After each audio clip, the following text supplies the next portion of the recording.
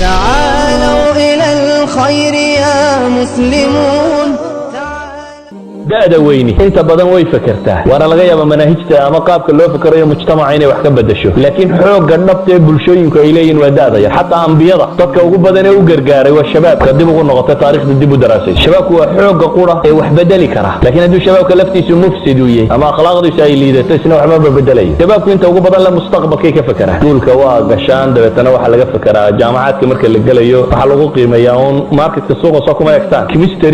kimisterinimo u doonaya miyuu jira ama physicsnimo u baro ama engineernimo u baro xog falimi oo aakhirana ilaahay looguma dhawaado dunidana qofka wax ma dheeraysiyo laakiin maxaad raadinaysaa waxa ugu badan ay dadku raadiyaan waa lacag dad suuqa soo egto tiraado accounting-ka aad u fiican accounting baad biraarkiisa dadka dhan oo wada baranaya si suuqa la soo yaro maro la arko iyadoo computer science uu xoogaa ka jiro berrito waxaad arkaysaa iyadoo booming uu yahay suuqa computerku da'da yari markaa inta badan mustaqbalkay aad uga fikirtaa waxaana la mustaqbalka ka fikiraysaan ha noqdo dadnimadiin inaad qof muslima oo toosan noqoto kaas baa waxa ugu fiican in laga fikiro waa in qofku u fikiraa hantida ugu badan ee qofku haysta waa dadnimadii hantidu lacagta ma aha lacagta waxba ma kordhiso badan waxa ugu badan ay kordhisaa waa calool bay dhergisaa mala la huwadana way keentaa intaasay keentaa waxba kale ma keento laakiin waxa rasmiga ee qofka matala shakhsiyadiisa rasmiga ah waa dhaqankiisa iyo akhlaaqdiisa waxay qofka inay werwer ku hayso markaa xaafadan haddaan dego waa xaafad dhalinteedu ay akhlaaq xunto akhlaaqda kaaga xumaanay iskuulka inaad uga bedelato daraaddeed in ardadiisu ay qaar liita yihiin iskuulka inaad u tagto daraaddeed inay dad fiicani joogaan waayo waxaad ilaalinaysaa hantidaadii ma guuraanka ahay saaxiibkaaga inaad eegto hadduu habaarqaba sigaar cabaya ama qaad cunaya ama mushkilad kale haddaanad islahayn waad ka jari karaysaa inaad iskaga tagto waayo hantidaadii ma guuraanka ahayd buu khatar ku yahay yacni sarwada aad u baahantahay inaad ilaalisaa waa sarwada ah dhaqankaaga iyo akhlaaqda iyo iimaankaaga inay kuu noqdaan hantida ugu weyn aad sileeda ilaali ee salaynaysa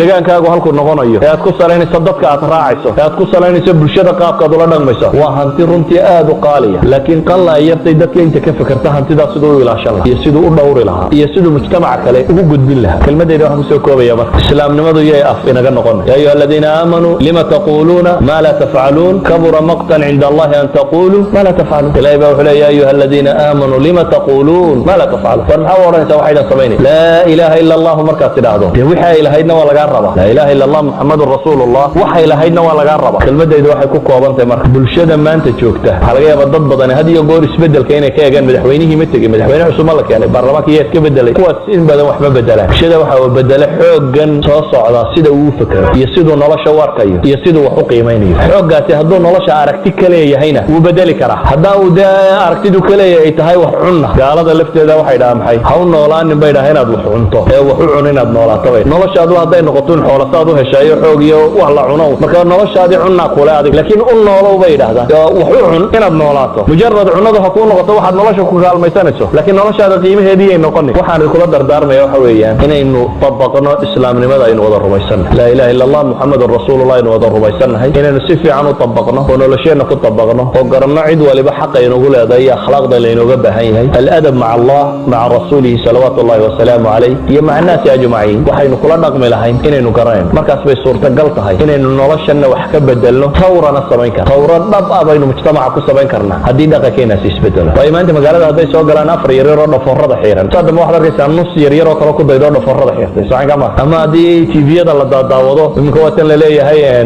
caagii yaraaba dunidao dham isugu timi oo la eryaya kubaddii dunida ay sheegaan waa jas malhaa waa wax bini aadamka lagu mashquuliyo waxaa laaliya waxay yani nimanka reer galbeed waxa ugu weyn ee ay shabaabkooda iyo dadkooda ku hayaan ku mashquuliyaan waa laba shay waxa la yidhahda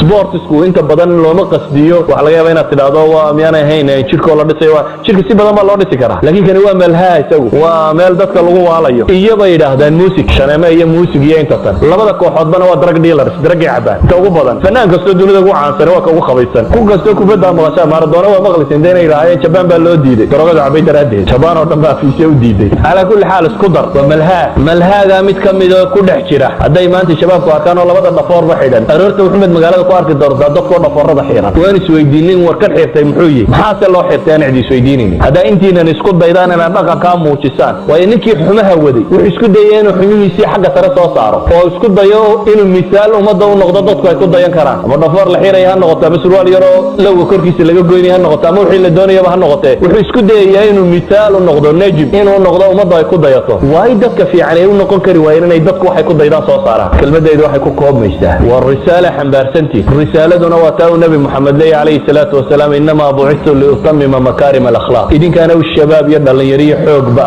isku daya risaalada inay gudbisaan wallahu aclam billahi tawfiiq